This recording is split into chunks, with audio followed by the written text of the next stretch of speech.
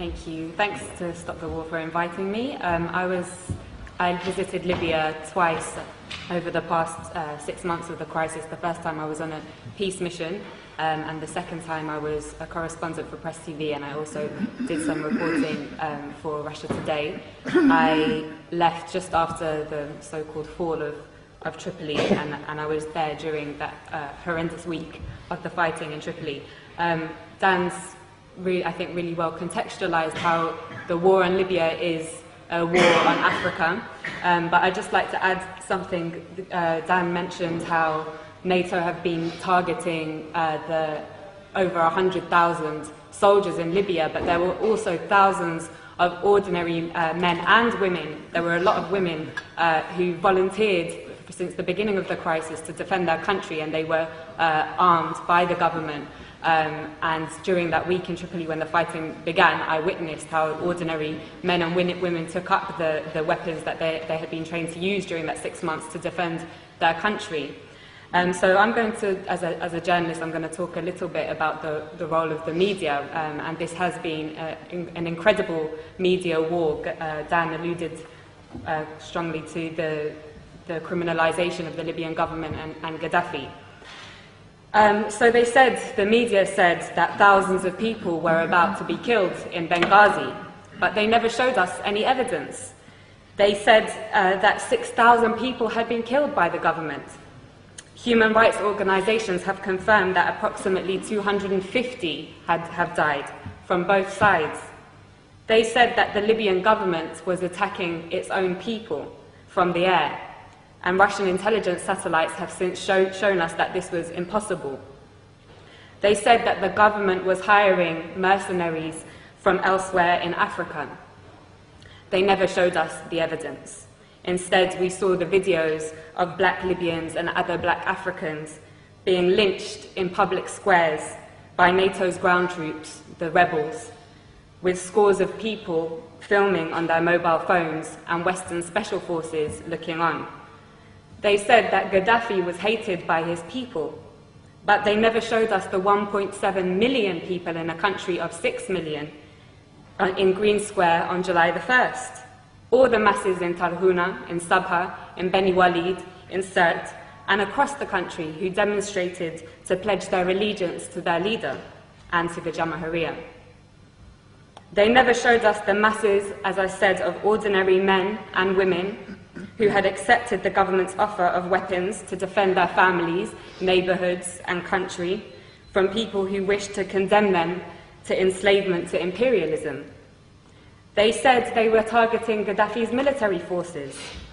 They ignored the 33 children, 32 women, and 20 men who I saw buried in the small and traditional port town of Majer in Zlitan in early August. They said on August 20th or the 21st that Tripoli fell without resistance. But they didn't tell us that in 12 hours alone, 1,300 people were massacred in that city and 900 were injured. They said that Tripoli fell without resistance and that Saif al-Islam had been arrested and captured and that Gaddafi's compound Bab al-Ziza was taken by the rebels. But despite that, Saif al-Islam himself showed up in the hotel where I was trapped and took a group of journalists outside to see with their very own eyes. They didn't show us the thousands of people filling Bab al-Ziza and the streets of Tripoli waving the green flag on the night of August the 22nd. They said that Tripoli fell without resistance. But they didn't show us that in the 24 hours after those journalists from all the West's major networks had seen that site, that Bab al-Ziza alone was pounded 63 times with NATO bombs. They didn't show us how all the gatherings of the people to defend their capital, from those who wished to send them back to the times of colonial puppet King Idris, were attacked with missiles and Apache gunships.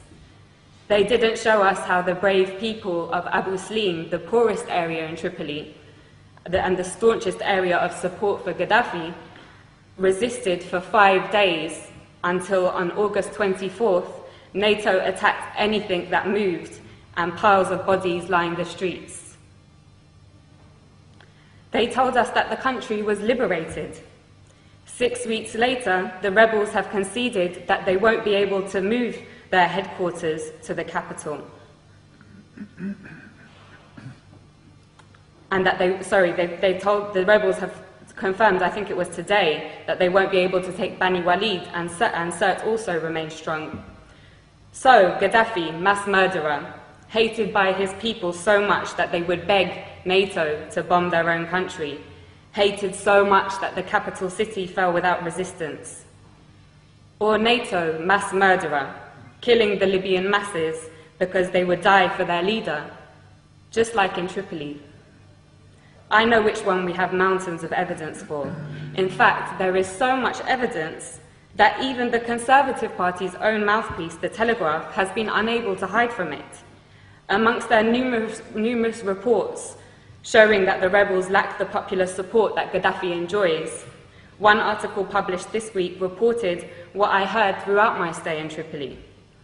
A resident of Sirte, Susan Farjan, said, "We lived in democracy under Muammar Gaddafi. He was not a dictator. I lived in freedom. Libyan women had full human rights. It isn't that we need Muammar Gaddafi again, but we want to live just as we did before." In the same article, 80-year-old Mabruka says, "Life was good under Gaddafi. We were never afraid." Again, in the same article, another elderly lady says, "They are killing our children. Why are they doing this? For what? Life was good before." And yet another says, "Everyone loves Gaddafi, and we love him because we love Libya. Now the rebels have taken over, we might have to accept that, but Muammar will always be in our hearts." The spectacular U-turn of Al Jazeera, from being a somewhat critical voice of imperialism's wars of aggression in Iraq, Afghanistan, and Palestine, to being an open facilitator of the same aggression against Libya, Syria, and even now the progressive nations of Latin America, was perhaps the greatest propaganda trick I have seen in my lifetime. Co-opting the support of their faithful Arab viewers in the West, whose voices garnered particular prominence during the fashionable so-called Arab Spring, was an important move in order to get all progressive circles in the West to join in the essential criminalization of Gaddafi, when those very circles should have, in contrast, been elevating the status of the not-so-fashionable Libyan Jamahiriya and learning from it. Now all cards are on the table. Al Jazeera's Director General Wada Kanfar has resigned following the release of WikiLeaks cables, which revealed he has been taking orders from none other than the CIA.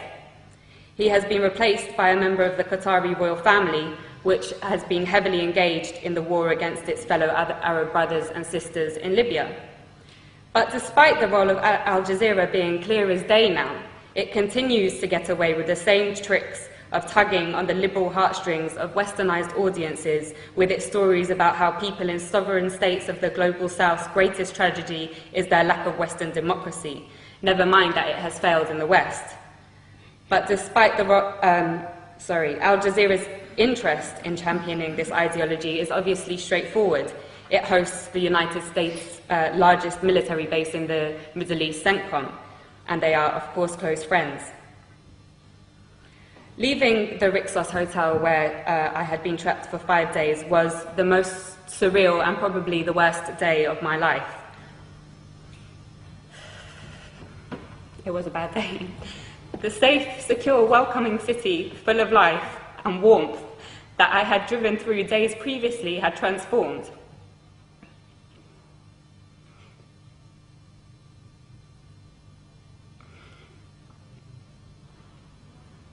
It lay in ruins, and you could not look in any direction without seeing guns or heavy weaponry.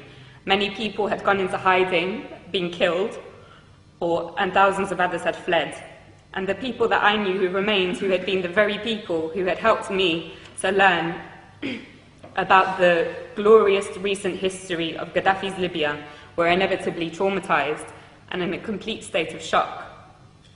Libya reached a point, as Dan said, of having the highest standard of living in Africa, a high level of literacy, universal healthcare, and free university education, a high status for women, in society and the greatest degree of equality for the large black population in the whole of North Africa and the Middle East. Those 40 years of revolutionary achievements have now been reversed. And for what?